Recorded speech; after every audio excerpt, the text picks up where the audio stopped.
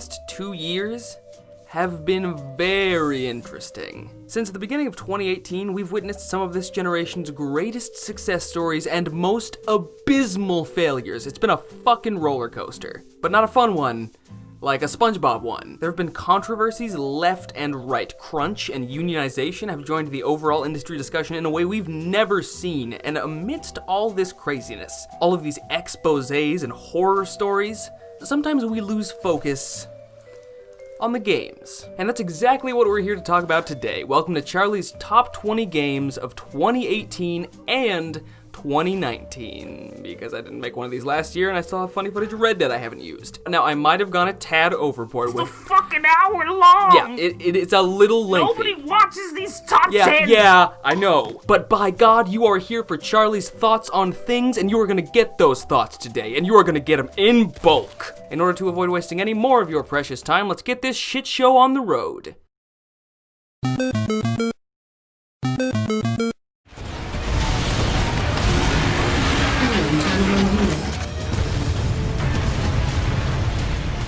Gear online. This time around, we're starting our countdown off with 2 games. Because this list is already a year late, who fucking cares? I'm mashing my love for 2 EDF titles into slot number 20 because, let's face it, both of these titles make up a sum total of one real video game. Like, look at this. What the fuck is this? I paid $60 for this, and god damn it, I loved every second of it. But what I loved even more than the endearing jankiness of EDF 5 was Earth Defense Force Iron Rain, a fresh entry into the series headed by an American developer this time around, an uncommon occurrence for the franchise. Somehow, the team over at ENXGMA managed to successfully capture the aggressively Japanese flavor of EDF while giving it a much-needed fresh coat of paint, one that brings the franchise that much closer to finally looking like a PS3 game. There's just something so lovable about the outwardly arcadey feel of this series. You're just here to shoot some bugs, and goddammit, you're gonna shoot some fucking bugs. None of that haughty narrative shit. Who needs characters when you've got a giant orgy of skyscraper-sized spiders to blow up? The infestation is here, and you're the only exterminator in town. Oh, right! Video games! I remember those!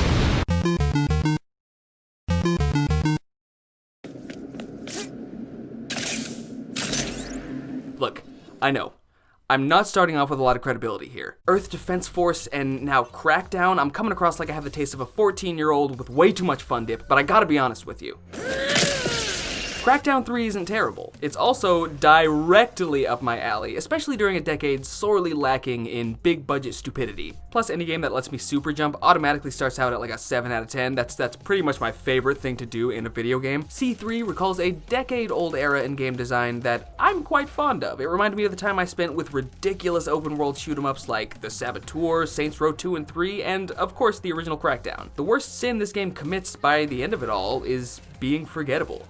But boy, does it commit hard to that sin. Crackdown 3 feels like the most intense experience I've ever had watching paint dry. This game is so startlingly bland that writing an entire in-depth bit about it just feels disingenuous. It doesn't feel suitable to the experience I'm covering, as what you're watching is essentially the video game equivalent of a book filled with nothing but placeholder text. Playing an extended session of Crackdown 3 starts to feel like you're reading lorem ipsum, and it gets really surreal. Ulamco laboris nisi, ut aliquip ex ia commodo quesquat. Dollar sed emis, sed du esmod temper incidentant consectator adis bless elit. I do think it's strange how the game looks like a fucking Agents of Mayhem sequel with the animated cutscenes and the weird imagined future tech, when the original game was more based around grounded gangsters with a smattering of light sci-fi here and there. It felt so cool to play as an agent in the original Crackdown because the agency was the only central sci-fi element of the experience. You, the player, were the one and only agent, unless you played in co-op, and everybody else paled in comparison. This time around though, you're fighting robots and supervillains. It all feels a bit sanitized. That especially comes through in the director, a character who originally felt a little, I don't know, unhinged, psychotic. Thank you. Like he always gleefully encouraged the violent murder of these criminals, but this time around, his delivery comes across a lot softer, more like a 90s cartoon narrator. Again, Agents of Mayhem style. I don't know what I'm getting at here. It doesn't really matter. Point is, Crackdown 3 is fine. Despite the fact that it plays like a tech demo for 12-year-old tech, I found a fair bit of fun in its blunt stupidity. If you're feeling hungry for a greasy bowl of microwave popcorn in video game form, Crackdown 3 is the place to be. It's not nutritious or filling, but goddamn, it is comforting. And I think we all deserve a little bit of that these days.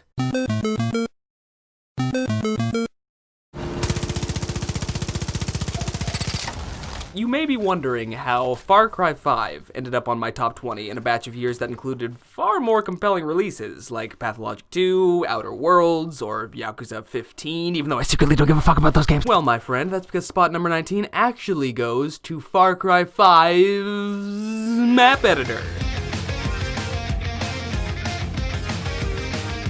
Yes, this game in and of itself can fuck right off. Sure, the latest Far Cry game controls great, looks fine, and plays entirely like a video game, but besides that, there's not much left to say. This cable access ass preacher is a real dud of a villain. Honestly, I would have preferred a real cable access preacher as a villain. That would have been much more entertaining. The devil is a motherfucking liar, so you know I ain't worried, biatch. Bitch, I'm flowing straight from the survival scroll. Cut that bitch off. And that ending, oh God. That ending is just one of the stupidest things I've seen in a hot minute. Despite all that, Far Cry 5 also came with the single best first-person level editor ever to be included alongside a full console release. The variety of environments and scenarios you can create in which to murder people brings to mind a modern Time Splitters, which I already made a video about. Didn't age super well, honestly, and that video didn't age super well because, sadly, the Far Cry Arcade didn't age all that well. Ubisoft let a potentially fruitful additional gameplay mode die on the vine due to a lack of significant multiplayer support. People lost interest fast, and Ubisoft didn't seem to see fit to prevent that from happening, so the arcade's a bit of a mess these days. That being said, the marketplace is still filled with gold, as long as you're willing to seek it out and manually unearth it from a large pile of shitty, unfinished, surrealist painting-ass looking maps that make up the large majority of selections. Some of my favorite arcade maps include Cry Cyber Next, the Looper series, Mad Map, Simulation Theory, Solid Scorpion's remake of Ground Zeroes, and Grandview Estates, to name a few. Be sure to check some of those out if you ever happen to be futzing around with Far Cry 5's immaculate editor. And hey, if you're playing on PS4, you can even try out some of my maps.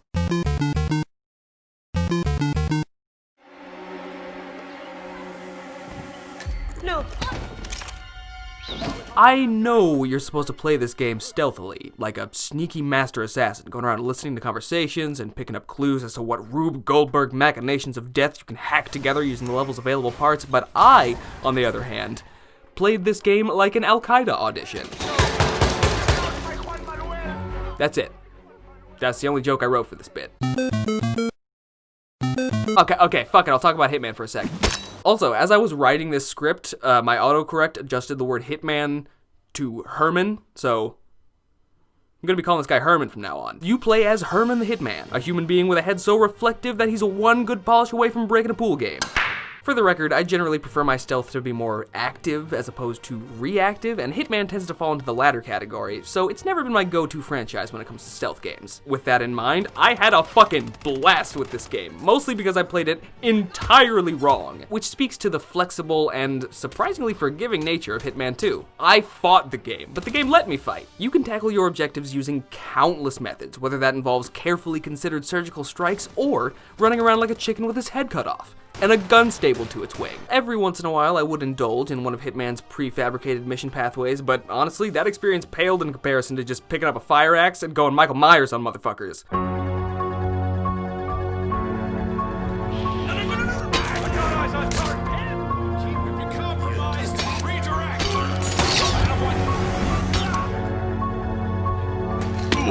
At one point, you gotta take out some cartel people, and yeah, you could spend 20 minutes tracking down leads and setting up some Looney Tunes-ass bullshit, or, and hear me out, you could hop out his weed and shoot him 50 times in the chest. That's how you do it. That's my man Herman. The sun shines bright over the land. Shopkeepers shopkeep, gardeners garden the day away. It's a lovely day in the village, and you are a terrible goose. Similar animals can be found all around the world, but the subject of today's documentary, this particular goose, is a dick. Every day he sees fit to meander through this idyllic pocket of simple English living, with the singular goal of causing unimaginable chaos. This is all well-deserved though, as our intrepid Goose is merely exacting vengeance for the time he was held above a snare drum for 17 seconds. This innately thieving, mischievous, sneaky creature proves to be quite the goosance to this small town, as he often disrupts the day with heinous activities like stealing the toys of the local school children. These eyeless children spend their days chasing him down in sequences that often look straight out of a fucking Ari Aster movie, who coincidentally is currently slated to direct the feature film adaptation. Living life through the eyes and tippy-tappy feet of a vengeful goose is an experience like precious few out there, allowing you to live out your goosiest fantasies and pull stealthy maneuvers that would make Solid Snake proud. Solid Goose. The only way this journey could possibly be improved upon is with a multiplayer sequel, which I will from this point on call Untitled Geese Game. Be sure to tune in next week on Animal Planet for our newest relevant documentary, Chocobos. What the fuck is a chocobo?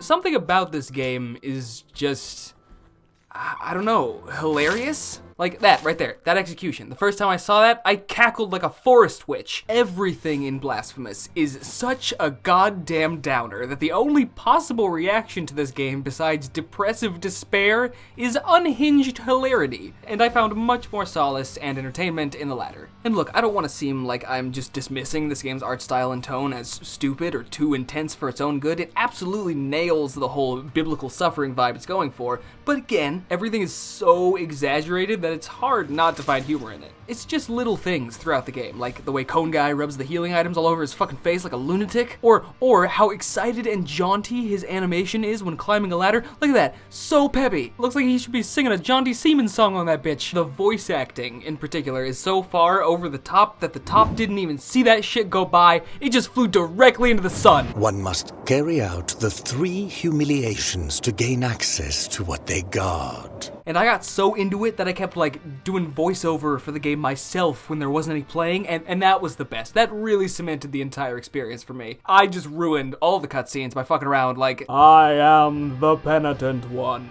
born from this pile of pious suffering for but one purpose. I remove thine cone, and the cone filleth. I now don my... I thought something would happen. Boy, don't I feel silly. Oh, is this where I get my upgrades? Hell yeah, what's that word? Give me that shit. Take that shit back. Alright. So, am I stronger, or... Oh, fuck. Oh, fuck. Oh, fuck. How you like that shit? A ladder. Hi. Thank the miracle I finally found a place to get some shit for my sword. This is going to be great. Oh, fuck! Coming through again? Shut up.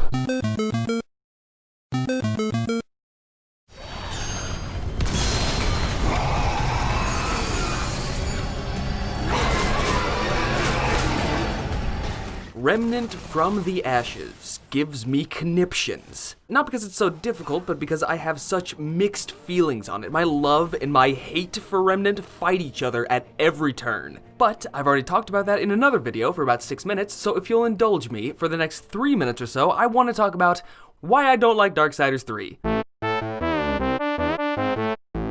Over the past year, I've made several allusions to the fact that I don't like Darksiders 3 across multiple videos, so I feel like it's time to clear the air. To be clear, I love Darksiders 1 and 2. They're some of my absolute favorite 360 games. They're very clearly Zelda knockoffs with a healthy dose of God of War in there, but they did enough unique stuff to carve out their own identity, particularly in the second game. The loot system, the enhanced platforming, the dense upgrade trees, the blistering combat packed with probably too many enemies. These features all helped the Darksiders series work towards crafting its own non-copy-pasted Zelda game identity for itself. Darksiders 3 is just Dark Souls, but with bad. Like here's a graph. If Darksiders 1 and 2 are like, let's say 50% Darksiders and 50% Zelda, 50% copied from another franchise wholesale, and 50% unique and fresh. Darksiders 3 is like 20% Darksiders and 80% Dark Souls. The ratio of copied shit to inspired shit has become very skewed this entry. Here's a list of features from Dark Souls that transferred over into Darksiders 3. Features that were mostly not a part of the previous 2 entries. Let's pair a list with our graph. Sterile, ambient, and linear environments populated only by enemies and a few sparse NPCs and merchants. The first 2 games' environments were much more open and packed with collectibles and side quests. Fighting groups of 1 to 3 enemies at once, max, and baiting other enemies out from larger groups to whittle the numbers down. The first 2 games' combat did not work like this. Taking massive damage on a hit makes you feel like a punk. Death and war weren't punks. Enemies respawn after you die, and when you die, you respawn at the bonfire you most recently interacted with. I'm sure they're not called bonfires, but they're bonfires. You also lose all your souls on death. They're literally called souls! And you can go back to the location you died at in order to pick them up again. Your main currency is souls, which can be used to both buy items as well as upgrade both your character and weapons. The Dark Souls economy. You heal with a lengthy animation tied to a limited resource that refills when you die. A wordy comparison is unnecessary. You upgrade your weapons to +1, +2, +3, etc. by giving souls to a blacksmith. The game is based around boss fights, and if you die while getting to the boss, you'll have to fight all the previous enemies again or do a Dark Souls-ass boss run if you want to get back there easy. This is just a basic list. I'm sure I'm missing other important comparisons. The point I'm making here is that Darksiders 3 doesn't feel like those first 2 Darksiders games anymore. It feels like Dark Souls. It feels like a game ripped out of a wholly different series, because it is! The franchise has traded its tried and true mechanical identity for an entirely different game's playstyle. And for what? What did the series gain out of this change? And I just know somebody's down in the comments right now typing, but all the horsemen are supposed to play differently. Darksiders 1 and 2 were totally different, and no, they fucking weren't. Darksiders 2 simply expanded upon what the first game did. Just because Death has a few extra systems to work with and moves quicker doesn't mean they changed how the series worked. They just made a fucking video game sequel. The third Darksiders, at its core, just has the wrong idea. And I know as a random fan on the internet, I don't have any right to declare what any series should or shouldn't be, but I don't think the fans wanted this. We wanted Darksiders, not whatever this is.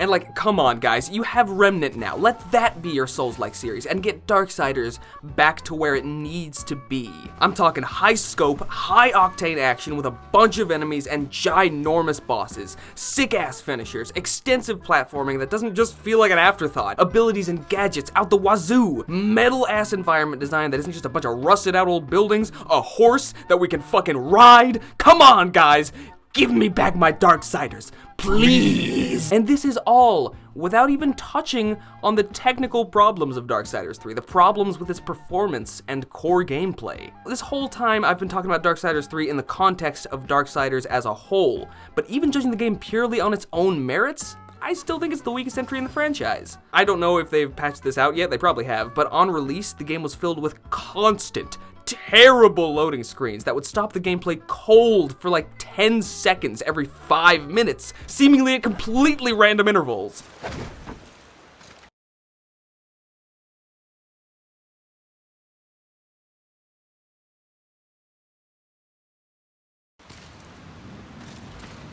The other games had similar loading issues, but it was worse than ever this time around.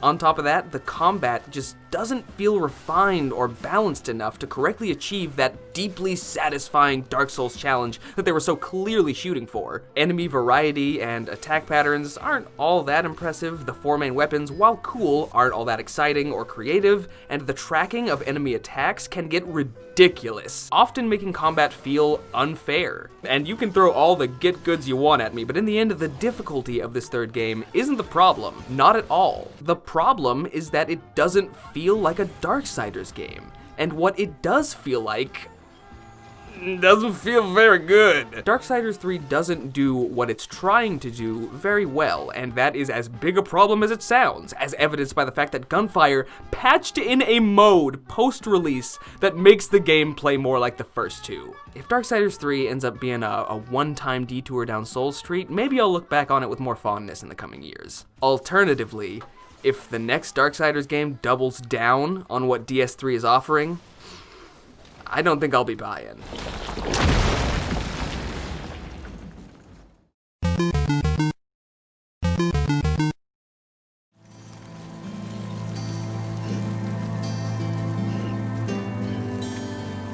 Here we are.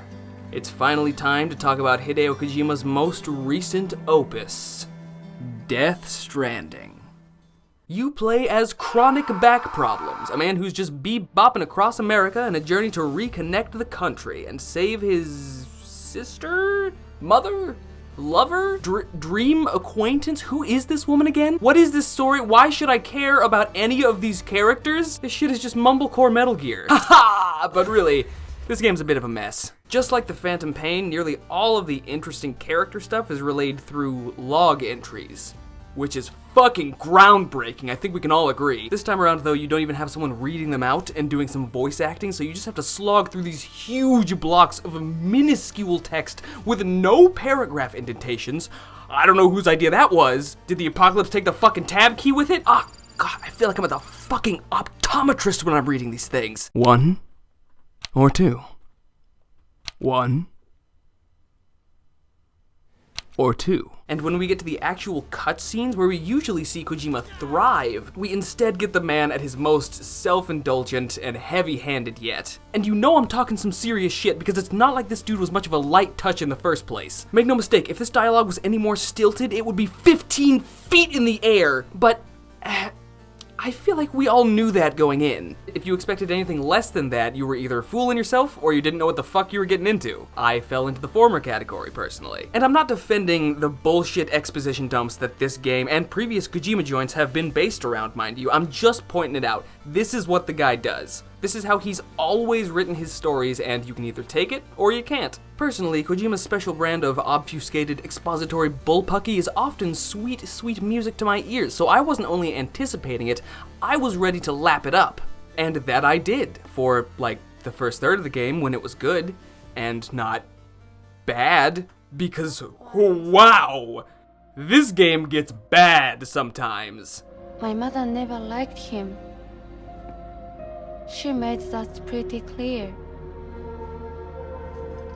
But I didn't think she'd go as far as to lie.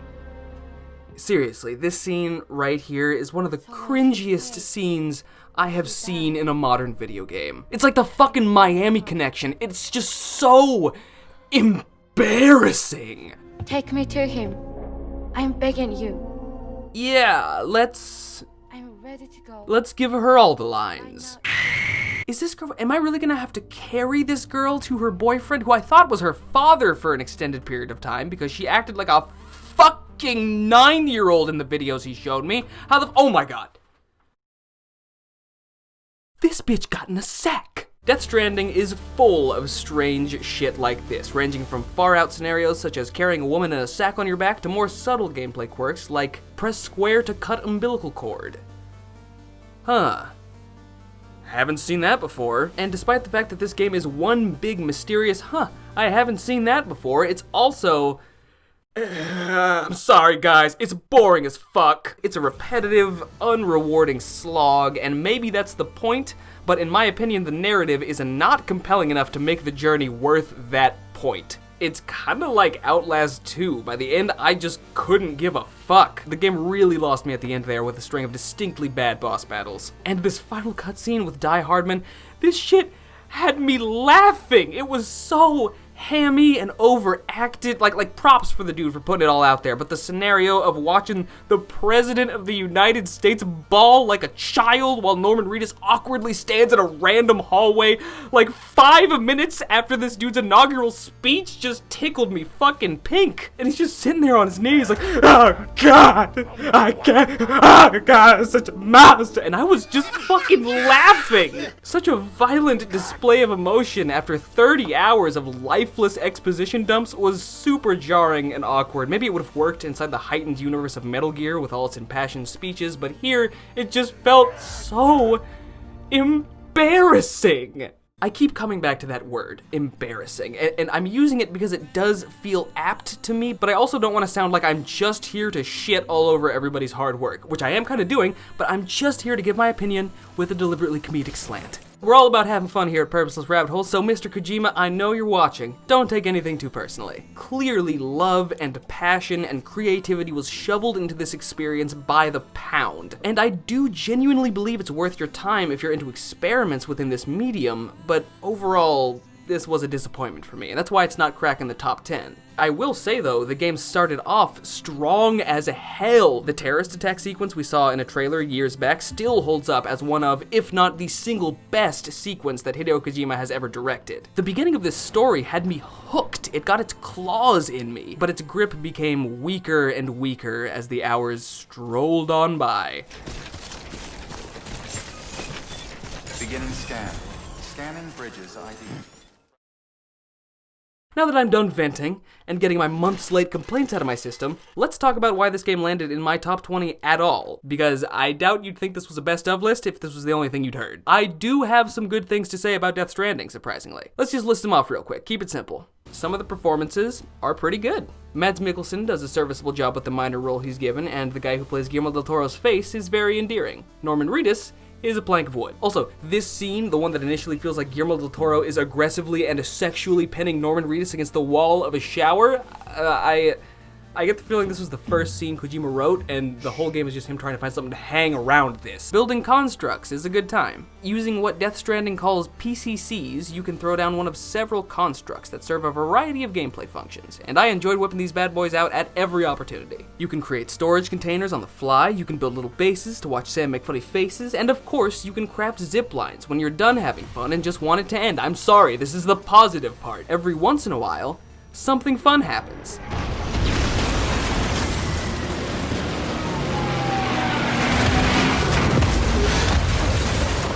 While the game's genuinely thrilling moments were few and far between, I did find myself getting hyped every once in a while during a mule chase or a really desperate BT encounter. And between these upticks in interest, I did find some solace in the game's ponderous nature. It's the little victories that you gotta savor. Making it up a small cliff without taking a tumble and dropping all your shit, or calming down your weird tube baby after a particularly nasty ghost dodging sesh, leaving some likes on a helpful bridge, things like these are eensy-weensy little wins for your character. I did find myself enjoying Death Stranding's gameplay loop, when it wasn't throwing awkward bosses at me, or forcing me to listen to minutes on minutes of stupid dialogue, or dragging itself the fuck out like it did in the last half, when the mechanics started to get a bit too repetitive and laborious to feasibly supply what us media connoisseurs call entertainment. And, I guess that's it. And then came the next explosion.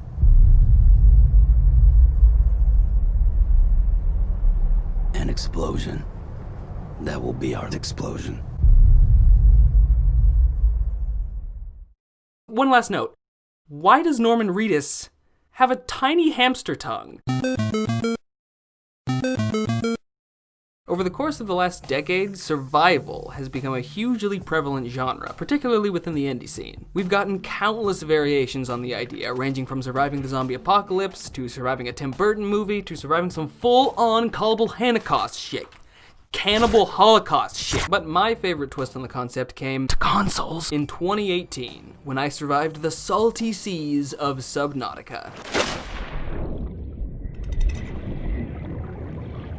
Subnautica is basically the best version of this type of game I've ever played. Unlike a lot of major survival games, Subnautica's underwater world is handcrafted as opposed to randomly generated, a choice that helps the numerous alien biomes you'll be uncovering feel connected and real. The handcrafted nature of Subnautica's world also creates an incredible sense of pace from beginning to end, expanding from your humble beginnings in a claustrophobic sea pod to eventually setting up shop in some C-Lab 2020 shit is a crazy satisfying and shockingly well-balanced experience throughout. You're always finding new gadgets to craft, caverns to explore, and giant fish to scream at. Alongside the immaculate exploration of Subnautica, you have the survival elements. But hey, if you feel like food and thirst and all that shit is too much to handle, Subnautica offers a variety of different gameplay modes that help suit the mechanics to your wants, your needs. If you're into survival games and you somehow haven't given Subnautica a shot yet, you are really missing out. This game is 100% worth your money. As long as you can handle the occasional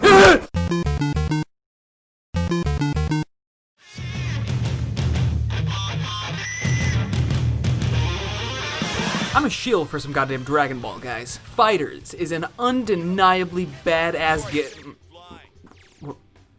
Arc System's first shot at handling one of anime's most iconic. Oh. Let's try this again. You can play as a team of your favorite. Okay! Before I shill for this particular Dragon Ball game, let's briefly talk about how it was completely fucked for like 8 months after release. I have a video up on the channel called the Dragon Ball FighterZ Experience. Here, let me give you a brief taste of my first half a year with FighterZ real quick.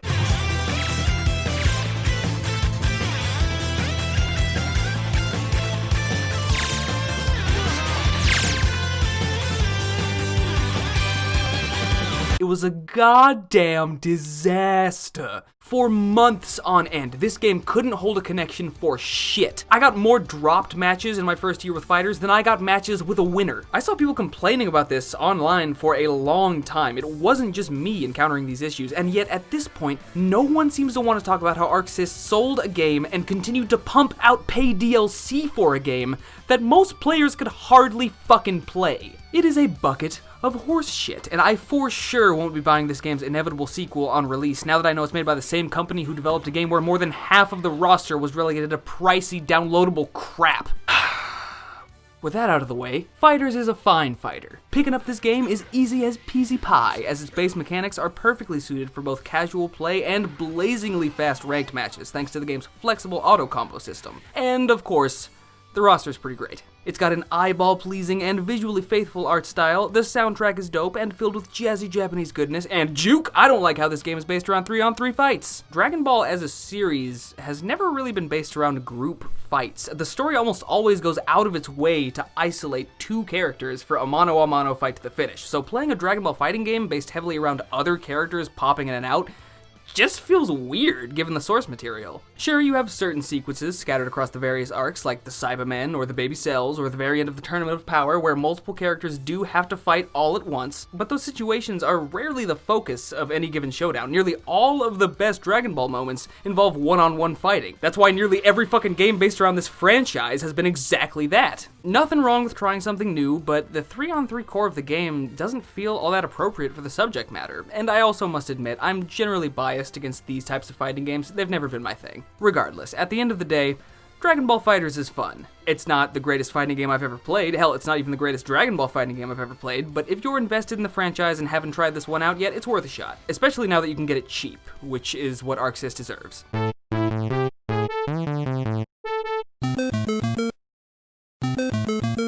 Raditz. Master Roshi. Okay, we don't have fucking time for these slow-ass numbers. Number 7, this fucking crazy guy. Number 6, this fucking crazy guy, but with a goopy arm. Number 5, hairy red chest Goku. Number 4, hairy red chest Vegeta. Number 3, imperfect Cell with his big old dick. Number 2, the cool boo, evil and tall. Number 1, hairy red chest. Did I already say that one?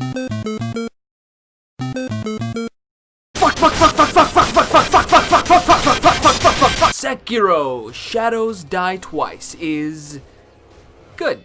It's pretty good. It's probably my least favorite Miyazaki game, but it's still like an 8 out of 10 because the team over at From Software are fucking masters of their craft, as everybody knows. They could make a game about floating around being a fucking fairy and it would be amazing. Wait, did they do that? Oh yeah, they did. And then everybody responded with, "Where's Bloodborne 2, you fucking pieces of shit?" In fact, a lot of people thought this game was Bloodborne 2 after its initial reveal trailer, and while I would have vastly preferred that to just about any other video game announcement ever, Sekiro more than manages to hold its own in the modern pantheon of From titles. The game is based around parries though, so it's not fun. No, that is entirely hyperbolic. The gameplay here is rock solid, but I just preferred the more varied gameplay styles that were allowed in From's previous games. The RPG elements are sorely missed here. And I know I don't want to turn this into a Souls comparison fest like I did 30 minutes ago. Sekiro is its own action game with its own rules, but I just never really took to those rules. You have to play Sekiro one way, and if you don't like that one way, if you don't like timing out your boss battles with a metronome and playing this shit like Katana Hero, then you are shit out of luck. I did eventually accept this, and I did get into the game's showdowns. There were absolutely some satisfying moments and crazy-ass boss battles to be had, but by the end...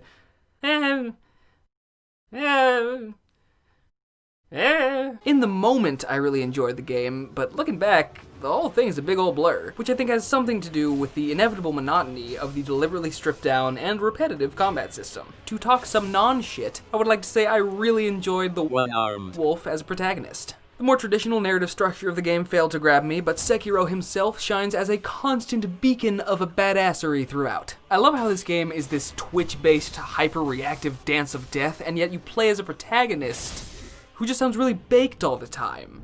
I have come for you, my lord. Yes. As a matter of fact, the game is full of fun characters, the type of elusive chuckling basket cases that Miyazaki's known for. I'm beginning to think he is one of these guys. Like, if you go up to him in the office and ask a question about game design, he just responds with a,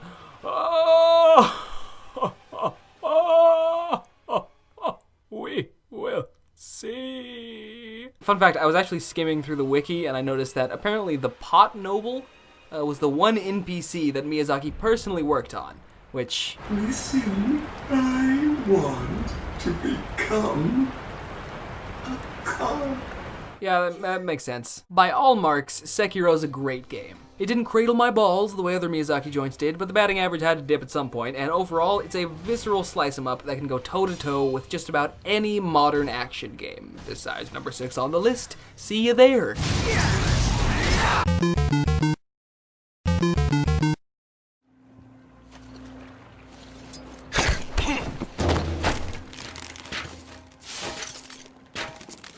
I had never played a Metro game before this third entry. For a variety of reasons, I was never all that interested in the series, so you can imagine my surprise when Exodus became one of my favorite experiences of 2019. It very well could have been my favorite game of the year if it could just not suck for 5 minutes.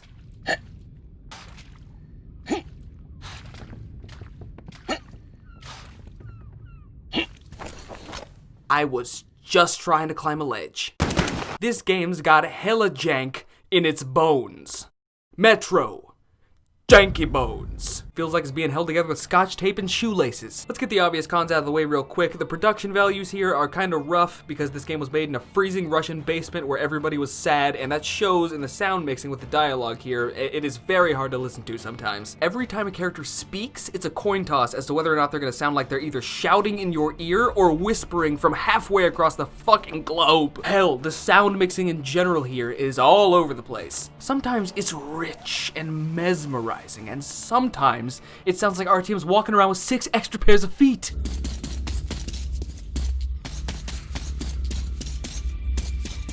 The environment is often a pain to maneuver through due to the sluggish controls and haphazard collision. The AI is shoddy, and the karma system based on your in-game decisions is very ill-defined and kind of backwards. It just feels strange that the bad ending for 2 characters is them going off to fight for a cause they believe in. Now, despite all of that shit, and make no mistake, some of it is shit, I got a lot out of Metro Exodus. The game is divided up between a series of linear levels and more open levels, and there's really only 2 big open world chunks in the game, but I had more fun exploring those 2 levels than I did walking across the entire continental United States. The detail in this game, both artistically and mechanically, really comes to fruition in these later levels. It's not Dishonored, but the simple ability to come at a situation from multiple directions adds a degree of strategy that really boosts immersion, and there I finally said it. Immersion is what Metro Exodus is all about, and I gotta say, does it quite well. A specific moment really stuck with me. I remember I was driving through the dried up desert that once was the Caspian Sea, and I was cut off by a gang of raiders who showed up out of fucking nowhere. Instinctually, I slammed reverse and flew back down the road, probably like 200 feet from where these guys were. At this point, guns are going off, and I'm not sure if you're aware of this, but you're very fleshy in these games, so I dipped out of my exposed position in the car and fled to a canyon wall for cover, and then a goddamn sandstorm kicked in. Great, okay. I'm popping off desperate shots, which is something I could have phrased better, and some of these dudes are going down, but I didn't get a count of how many there were initially, so I'm not sure what I'm up against in terms of numbers. Eventually, I get back to the car, and Jesus Christ, they are advancing very quickly. Blood pressure is rising. I'm taking some hits, but eventually I line up that one final shot.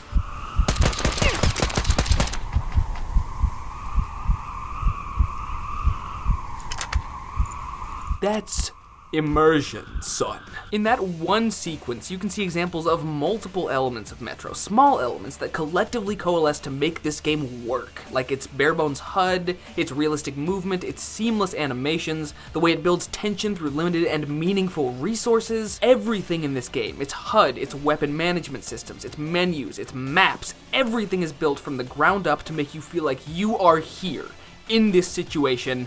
What the fuck are you gonna do about it? If 4A can simultaneously iron out the bugs and expand the scope to increase a few more open world levels next time around, I could easily see a fourth Metro game landing in my top 3 of whatever year it happens to launch in.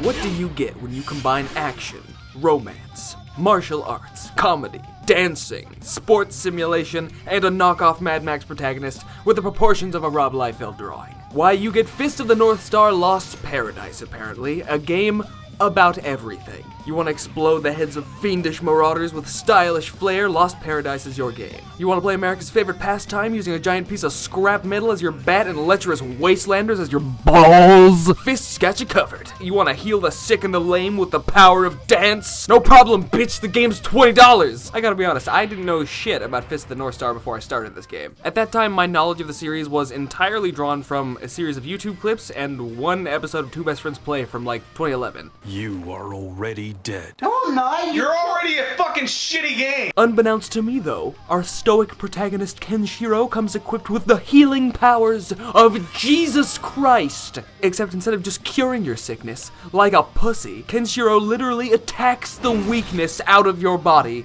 with his mighty fingers. Oh, those are some mighty fingers. As I callously mentioned earlier, I've never really gotten into the Yakuza games, but as you might be able to tell by this point, Lost Paradise is basically just Yakuza with a somehow even crazier skin slapped on. The Yakuza games always had my curiosity, but Lost Paradise got my attention. The variety of gameplay here is pretty solid, especially if you can get the game at a discount. And all that variety is backed up with visceral and batshit insane combat. If you blow up a dude's head just right, the word shitballs will appear in the air next to him. And then you can grab that word and beat more people to death with shitballs.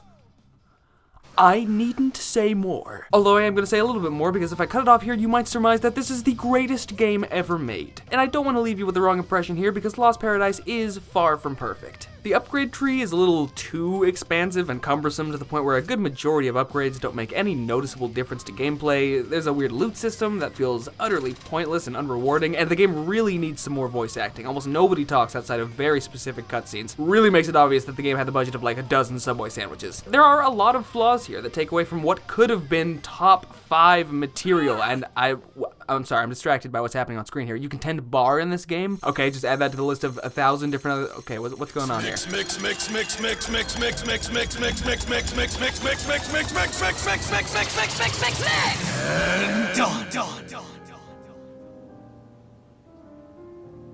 You are already drunk. Forget what I said. Game of the year.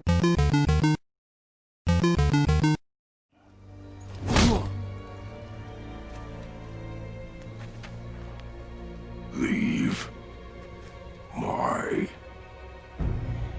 home.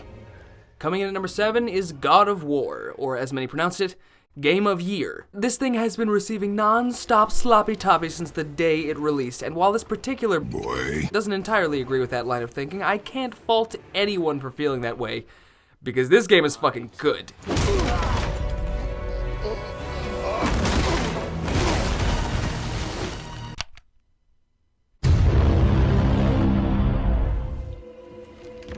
this isn't fucking God of War. I'm sorry, it's just not. Who was asking for this? Who wanted God of War to be turned into a sluggish, over-the-shoulder hackin' son? Who wanted the Blades of Chaos to be replaced with this dinky little boomerang axe? Someone serve up the crow. 'Cause it's dinner time.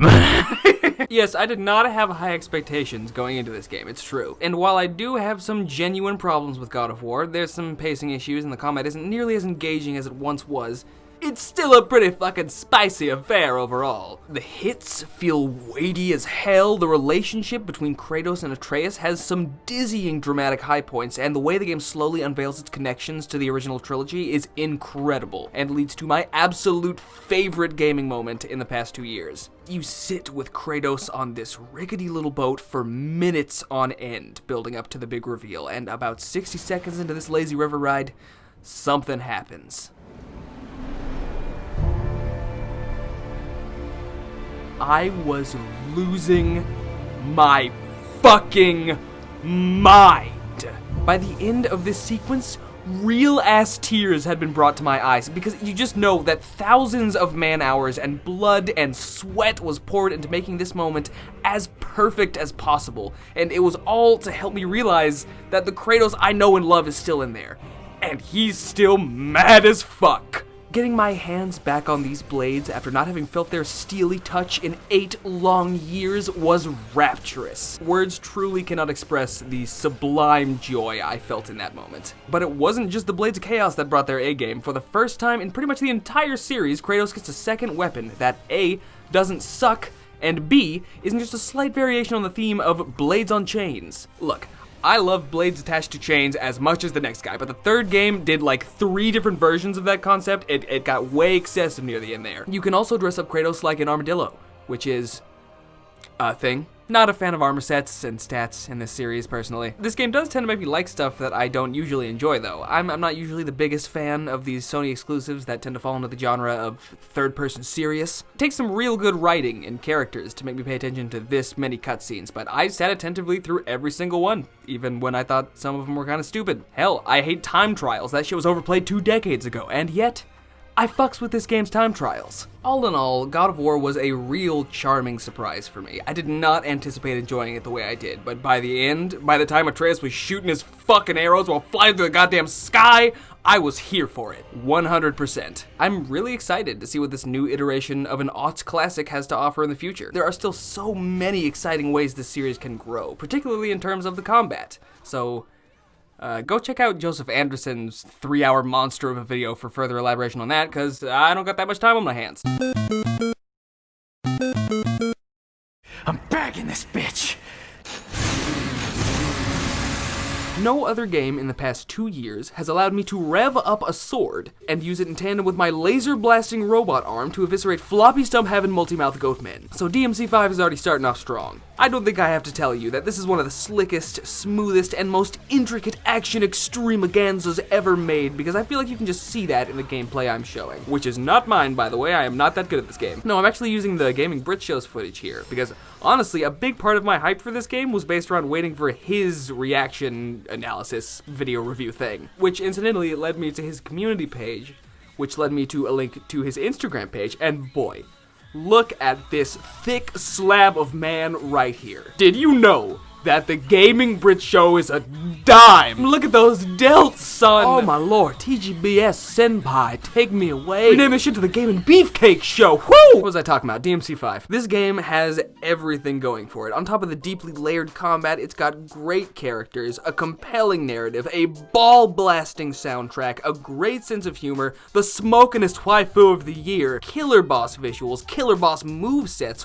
wonderful art design, crisp graphics, and lines for days. DMC5 has it all. And that's to say nothing of the ending. I'm not gonna play it here, but the final line in DMC5 is one of the most hype fucking moments I've ever seen. I fucking stood up and pumped my fist. I can only imagine how that ending felt for people who had grown up with the series and the ongoing Dante-Virgil conflict. For me, this was the first DMC I got to experience on release next to this Voldemort-ass game who shall not be named, and I don't think I could have picked a better place to start. The only reason this game isn't even higher on this this list is because I didn't find a lot of replay value in it, but I'm not the kind of guy who replays hack and slashers over and over to get my combos down, so that's a given. If you're that kind of action gamer, you will never fucking stop playing this game.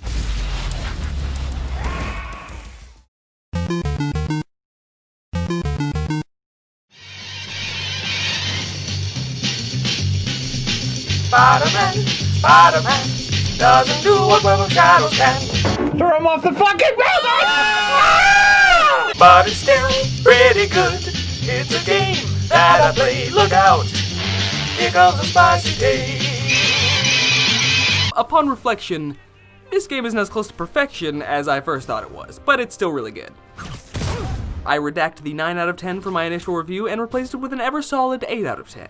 I don't know, if this game was really a 9 out of 10 Spider-Man game, I'd probably still be playing it, but I'm not. The combat got a little old, after like 50 hours though, which makes sense. The swinging isn't layered enough to keep me slinging, and without the genuinely riveting story to make the open world feel like it's reacting to what's happening, New York doesn't feel alive or interactive enough. You mostly got a couple of mini-games, some side quests, and a metric fuck ton of finger guns. I could easily talk about this game for another 45 minutes, but, I've already done that. I will now spend the next 20 seconds showing you pictures I've taken in photo mode, because these have to go somewhere.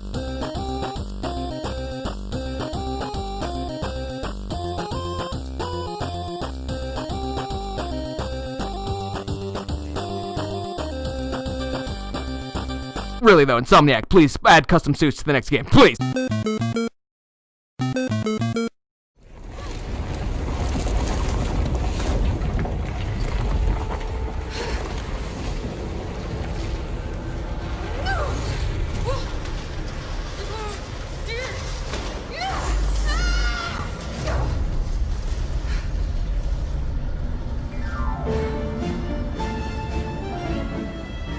If SCP Containment Breach, Second Sight, and PsyOps had a big fucked up mind baby, I have a feeling it would end up looking a lot like this game. Awesome telekinesis powers? Check. An oppressive, eerie environment? Check. Nightmares lurking around every corner? Check. Pepper in some self-aware humor on top of that classic Sam Lake charm, and you've got Control. One of the most creative and weirdest games of the generation. Now, I do want to say, I don't think Control got weird enough.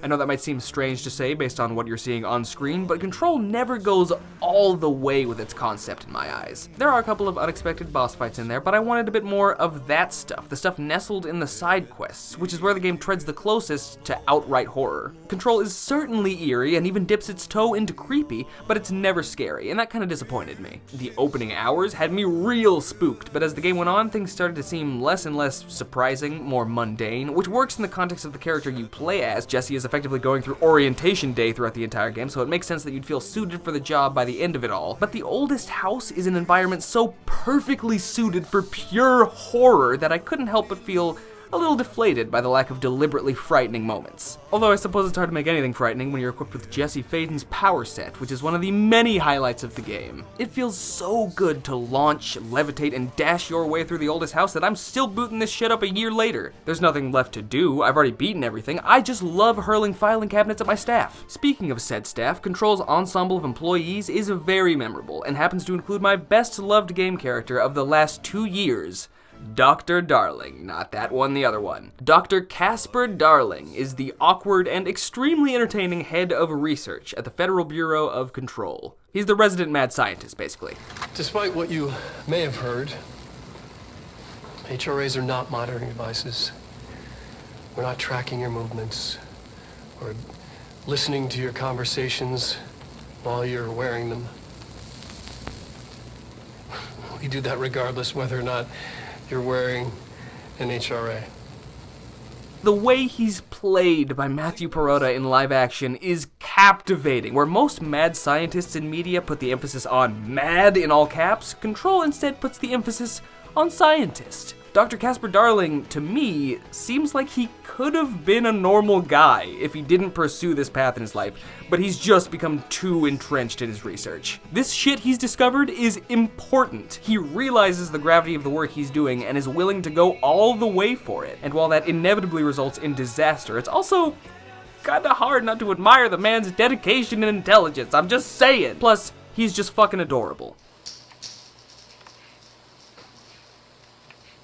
and he's also got a great singing voice, but if you haven't played the game, I'm just gonna let you wonder about that. That's something you have to experience for yourself. In fact, I'm just gonna stop talking and showing footage and spoiling shit because my previous statement applies to this whole game. You just gotta see it for yourself. And then you too can claim, yeah, Jesse fucking Faden.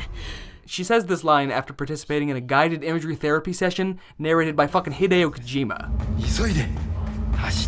The soda you kill a man for. Hurry, run! Soda! You should play Control, guys.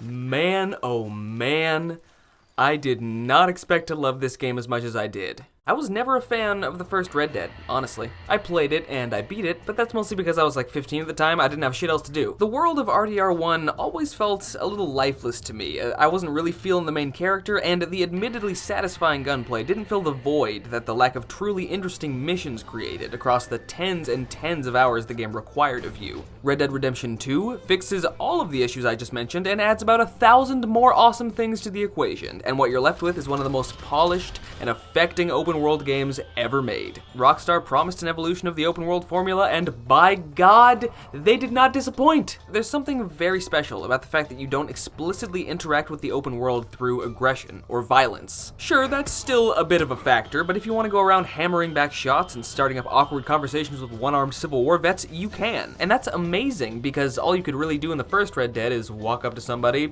and shoot them in the fucking face. Unless, of course, they were, pre-established quest-related NPCs. So many of my favorite gaming moments of 2018 came from this game, and started because Arthur Morgan just said something to someone, and that is so cool. What's your problem? You're gonna die here, you bastard! Guess what's also cool? Arthur fucking Morgan himself, the protagonist of Red Dead 2, who has quickly become one of my favorite game protagonists in forever. And of course, we can't forget his horse, Morgan. The Morgan horse. Yes, I acquired a Morgan horse and I named him Morgan. He's Morgan's horse, Morgan the Morgan horse, and he was my best friend for 60 fucking hours. And then he died. And I was so sad. Me and this horse shared so many memories together, like that time we rammed into a tree, or that time we rammed into a fence, or that time we ran into a sign. Oh, but how Morgan's horse, the Morgan horse Morgan, loved those guilt-laden post-collision sugar cubes. Let me tell you, he loved them so... God damn it, Morgan, I miss you every day. I actually loaded up my Act 3 save file again recently, and when I laid eyes on my main man Morgan's Morgan, it was like seeing an old friend. I'm just gonna let this clip play out for you guys right here, because it was a genuinely touching moment that really stuck with me, and I think it'll stick with me for a long time.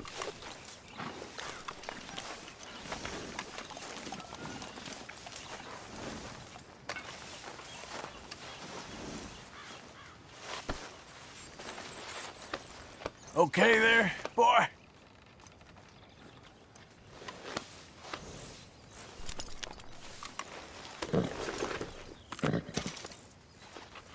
But then I fast traveled and hit a loading screen, and this accident-prone horse was just sitting on the tracks. Morgan, move out of the way.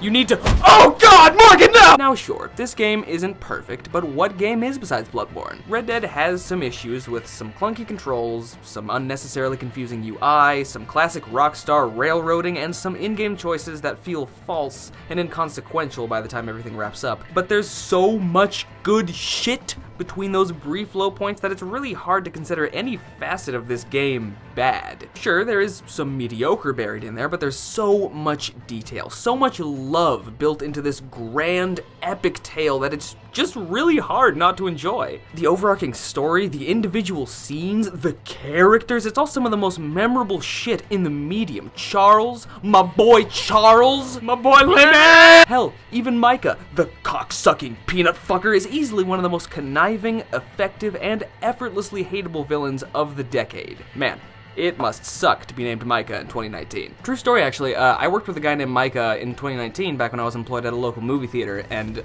once me and a bunch of co-workers all collectively finished the game, we all ganged up on him in the kitchen and beat the shit out of him. Also, 100-hour work weeks are bad for people. I know we're all having fun here, I don't want to bring down the vibe, but please cut that shit out. Number 2 on our list goes to a game that everybody played and everybody enjoyed. That's right, it's Resident Evil 2 Remake.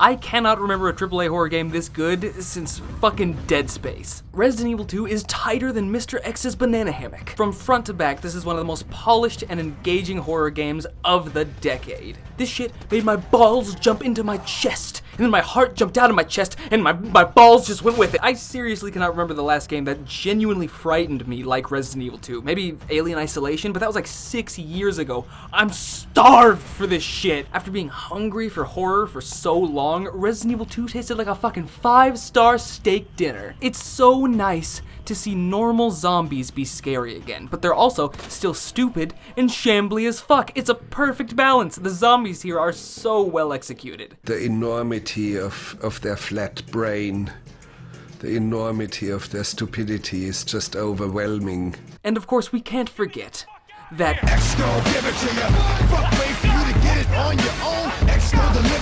Mr. X is so fucking amazing, guys.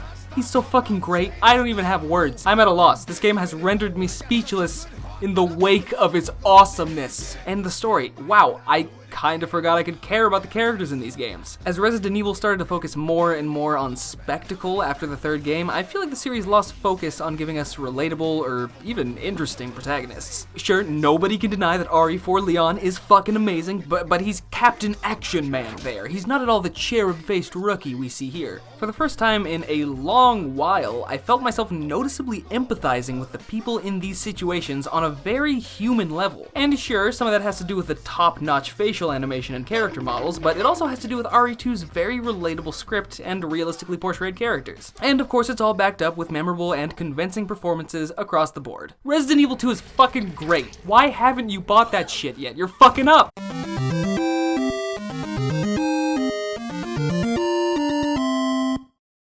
This is it. The number 1 of both 2018 and 2019. As I mentioned in the intro, within the past 2 years, we've received some of the most advanced and impactful games of the decade to round out the 8th generation of consoles. We've hit on most of the greats so far, so what could possibly be left? Let's get this out of the way, folks. You know what it is, I know what it is. The best game of 2018 and 2019 is Raid Shadow Legends, a game that I don't think people have really been talking about enough on this site. This is the most immersive RPG experience you'll find on a phone anywhere. Forget everything you know about mobile games, cause Raid's gonna change it all. The game has genuinely some of the best graphics I've seen in a mobile game, combined with an engrossing story, these crazy boss battles, and over 400 champions to collect and customize. In fact, it's so popular that it's had over 15 million downloads in the last 6 months alone. I'm just fucking with y'all. It's Dead Cells, baby!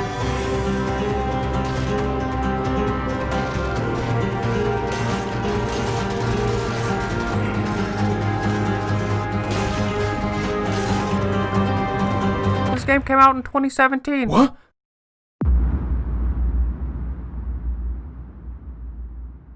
Well, it came out on PS4 in 2018. Fuck y'all! Yes, Dead Cells has eaten up more of my time than any other game in these last 2 years, and I can say that with absolute certainty. Funny little thing, that fake raid promo I did a moment ago was made up entirely of other YouTubers' sentences, which is a great segue into this game, as you probably know it, because plagiarism. I, along with tens of thousands of other gamers, were introduced to Dead Cells after Philip Mucus. Many gamers were introduced to Dead Cells after Flem Mucus's plagiarism scandal, revolving around his 7th grade copycat job of a Dead Cells review by YouTuber Boomstick Gaming, who I am still subbed to. Haven't watched his videos in a year, but I am still subbed.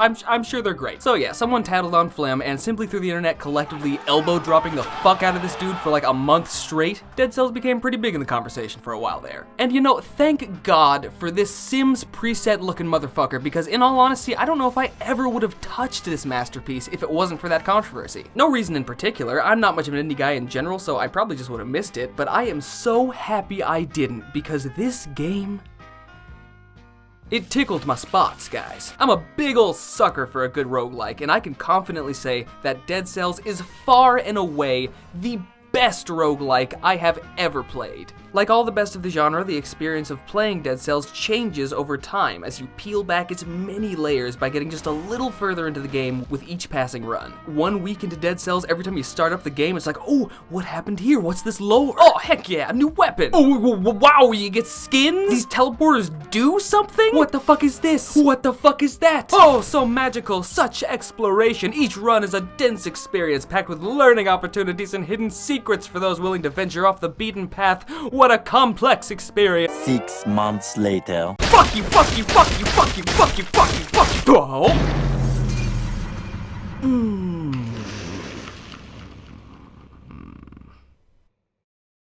This is the fucks. Alongside the pitch-perfect gameplay packed with a mind-boggling variety of weapons, shields, throwables, turrets, and superpowers, the characters and world of this game also really won me over. The whimsical flippancy with which Dead Cells treats its decaying world is really endearing. Like so many games of this generation, it's clearly heavily influenced by Dark Souls. I mean, fuck, the title's one Freudian slip away from just being Dark Souls, and the story feels very similar to that of the Souls series, but with a slight tweak that, in this case, the player character just doesn't give a shit. The prisoner's response to all the happenings around him whittle down to either a shrug or a middle finger, and it never stops being amazing. I could go on for hours about this game's level design and variety, its characters, its arsenal, its enemies, its bosses, its unlockables, its challenges, its deeply generous developers who've supplied numerous and often free DLC expansions packed with exciting new content, but I'm gonna cut myself off, because honestly,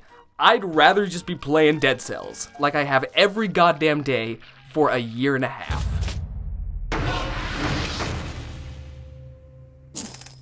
Now, if you'll pardon me, I'm going to continue trying to beat my current difficulty mode, which I have been stuck on for 6 months. I've done 300 runs. I'm still on 3 BC. I want to kill myself.